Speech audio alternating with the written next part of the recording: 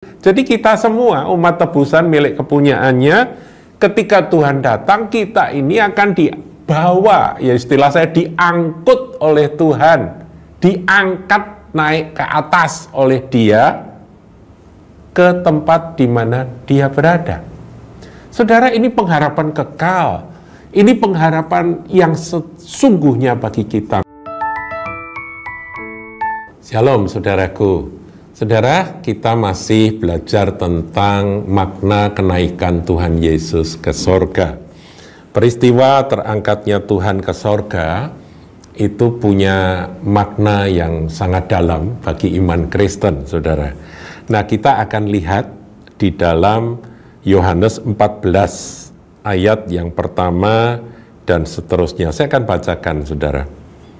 Janganlah gelisah hatimu, percayalah kepada Allah, percayalah juga kepadaku.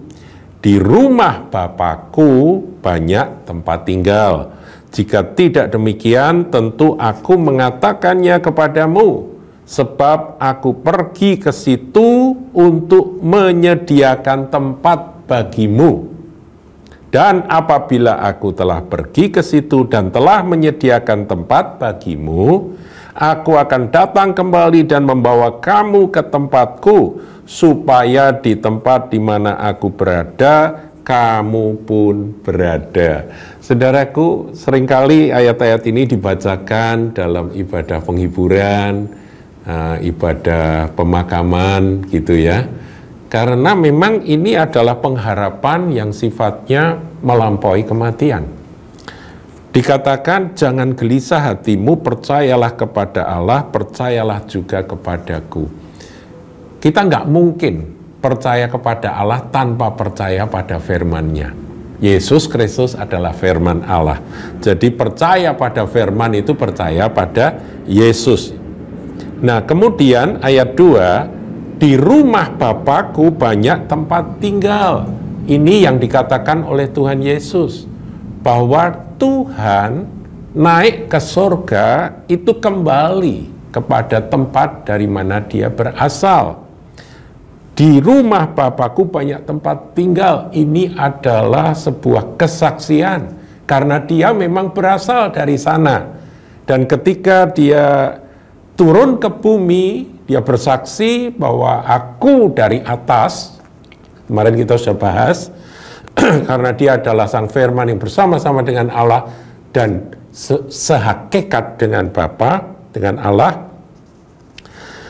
Dikatakan, jika tidak demikian, tentu aku mengatakannya kepadamu. Jadi kesaksian ya dan amin. Sebab aku pergi ke situ untuk menyediakan tempat bagimu. Jadi Tuhan Yesus pergi ke sorga itu ada tujuannya, saudaraku. Dia katakan bahwa aku menyiapkan tempat bagimu. Itu yang dilakukan oleh Tuhan Yesus. Jadi makna kenaikan Tuhan Yesus itu Dia menyediakan tempat bagi kita sekalian. Orang-orang yang menjadi milik kepunyaannya. Ayat 3. Dan apabila aku telah pergi ke situ dan telah menyediakan tempat bagimu, aku akan datang kembali.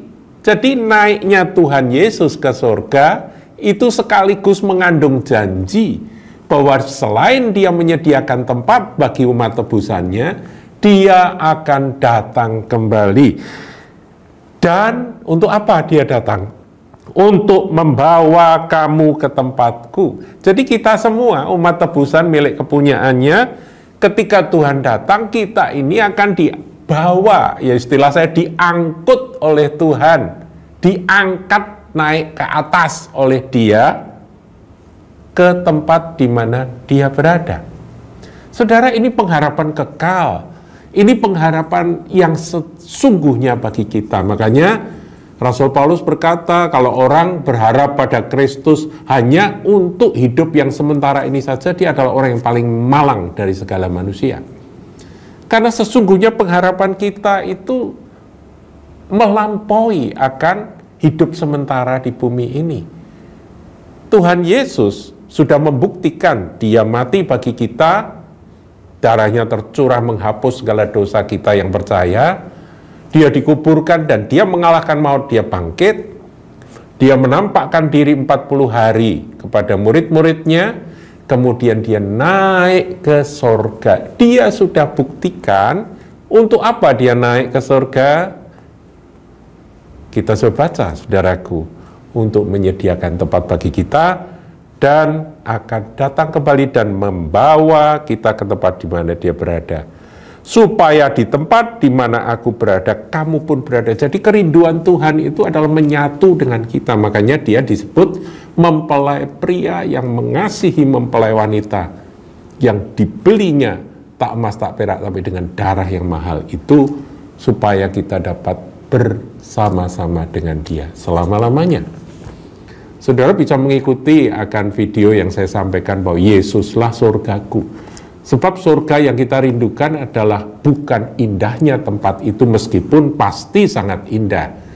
Bukan nyamannya tempat itu meskipun pasti sangat nyaman. Tetapi surga yang kita rindukan karena di sana ada Dia.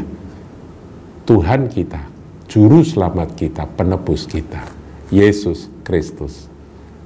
Allah kita yang hidup.